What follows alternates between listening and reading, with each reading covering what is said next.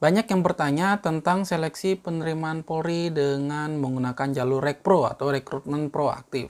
Berikut penjelasannya.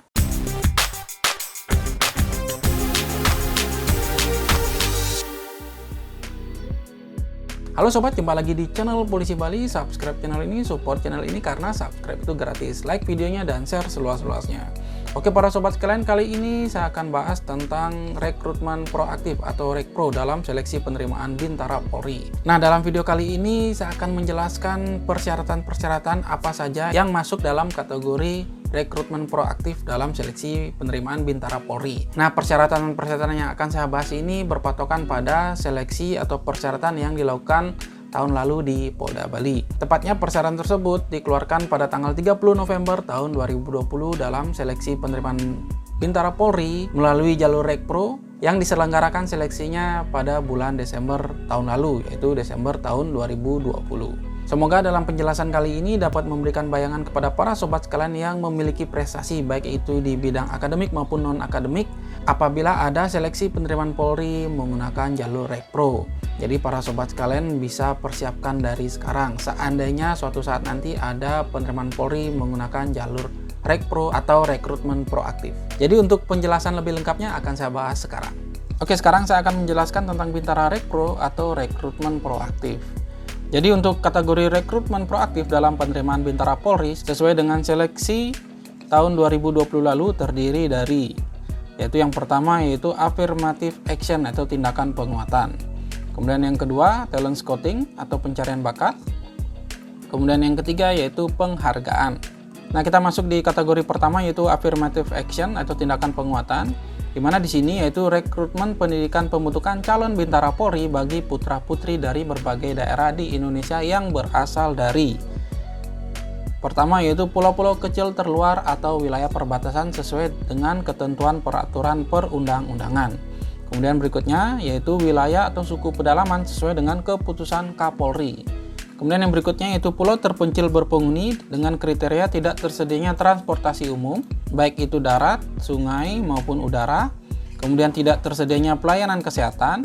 Kemudian tidak tersedianya pelayanan pendidikan lanjutan. Tidak tersedianya sarana kebutuhan sekunder seperti kantor pos dan giro. Kemudian bank kredit desa, listrik, dan sarana telekomunikasi. Serta kelangkaan dan sangat mahalnya harga kebutuhan pokok. Oke, berikutnya yang faktor kedua yaitu berdasarkan talent scouting atau pencarian bakat. Ya, di mana rekrutmen pendidikan pembentukan calon Bintara Polri bagi putra-putri yang memiliki bakat khusus, minat dan potensi khusus yang dibutuhkan oleh Polri dari prestasi akademik dan garing atau prestasi non-akademik. Itu di mana untuk kategori prestasi akademik, di mana untuk calon Bintara yang masih kelas 12 yaitu yang pertama juara 1 sampai dengan juara 3 Olimpiade Sains tingkat kabupaten. Kemudian yang kedua, yang berikutnya yaitu juara 1 sampai dengan 5 Olimpiade Sains tingkat provinsi. Kemudian berikutnya juara 1 sampai dengan 10 Olimpiade Sains tingkat nasional.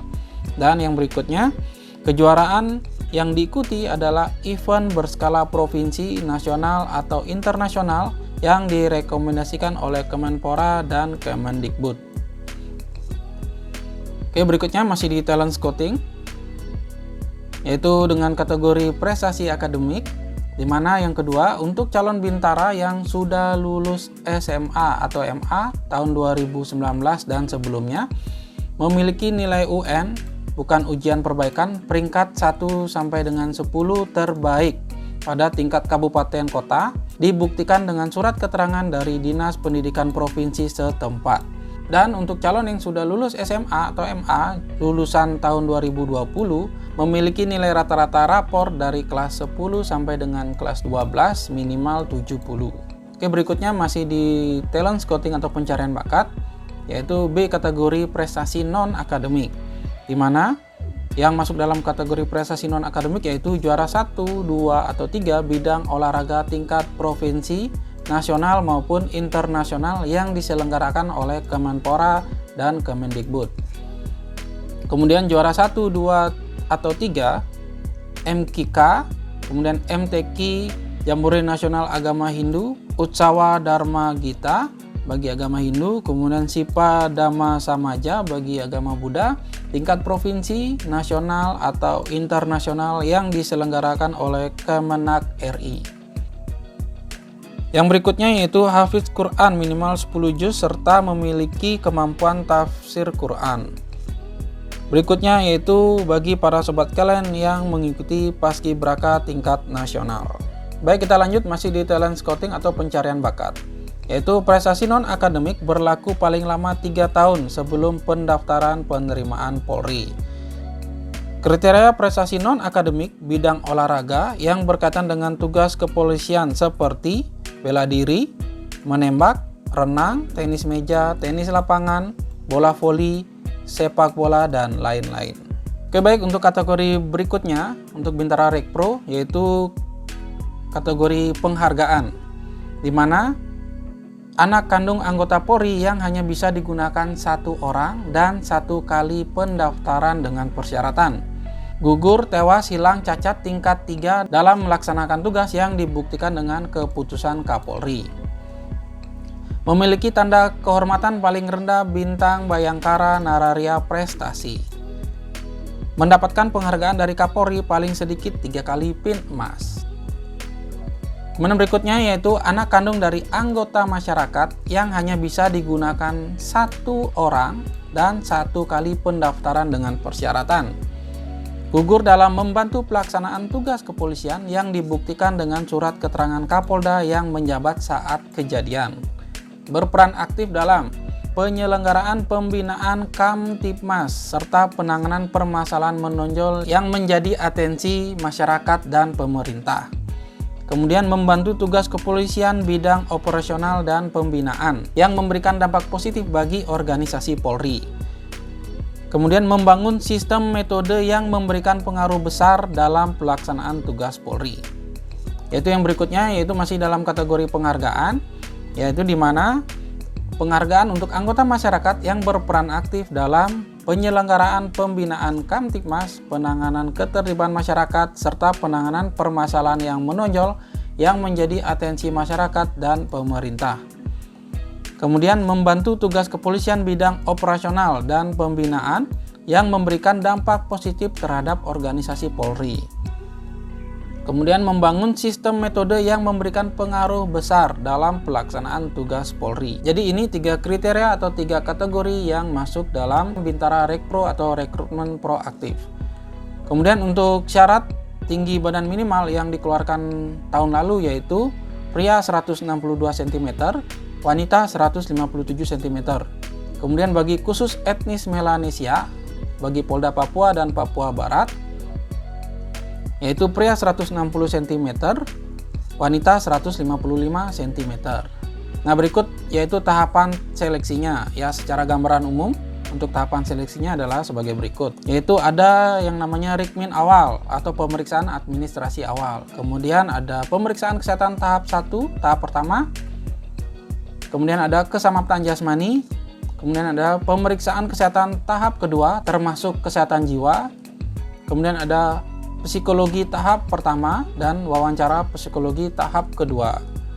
Kemudian ada pendalaman PMK atau penelusuran mental kepribadian, kemudian ada pemeriksaan administrasi akhir atau Rikmin akhir, dan terakhir yaitu ada sidang terbuka penetapan kelulusan. Nah, para sobat, jadi itu kurang lebih penjelasan dari saya. Sekali lagi, penjelasan tersebut berpatokan pada persyaratan yang dikeluarkan tahun lalu di Polda Bali untuk perekrutan Bintara Polri menggunakan jalur Rekpro yang dilaksanakan bulan Desember tahun 2020 tahun lalu. Jadi bagi para sobat sekalian yang memiliki prestasi sesuai dengan kriteria yang saya sebutkan tadi, bisa para sobat sekalian berkoordinasi dengan pihak sekolah, KONI maupun Polres terdekat, yaitu di Baksumda Polres masing-masing.